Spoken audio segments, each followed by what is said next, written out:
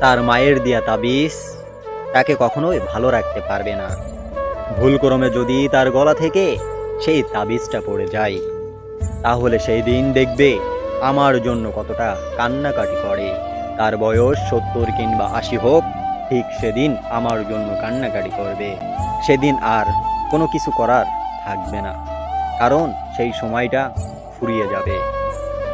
যখন আমি হয়ে যাব অন্য কারোর, সে হয়ে যাবে অন্য আরেকজনের। তখন দুইজনের সংসার থাকবে। সে একদিন আমার বাসাতে আসবে, কলিং বেল ঠাসা দেবে, দরজাটা ধীরে ধীরে ছোট হাতে খুলবে। দেখবে একজন বৃদ্ধ লোক দাঁড়িয়ে আছে। তারা বলবে, আপনি কার কাছে এসেছেন? সে অথবা আমি বলবো, তোমার দাদু এবং দাদুমার কাছে এসেছি।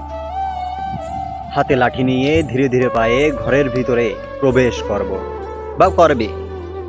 তারপরে দুজনের দিকে অনেকক্ষণ তাকিয়ে থাকবো। তাকিয়ে থাকার পরে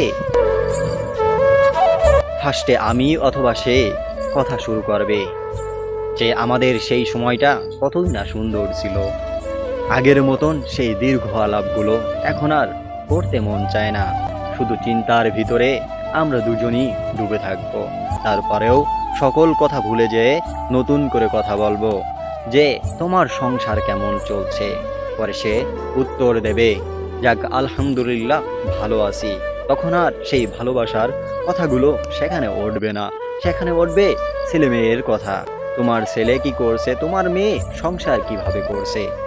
সেই কথাগুলো বলার পর আমার অথবা তার ছেলের বউ এসে থাকে বা আমাকে কফি দেবে। কফিটা শেষ করে, তোমার জীবন তো যাক এখন ভালোই যাচ্ছে। যাক, সেখানে আমি উত্তর দেব, আলহামদুলিল্লাহ আমার জীবনটা এখন খুব সুন্দর যাচ্ছে।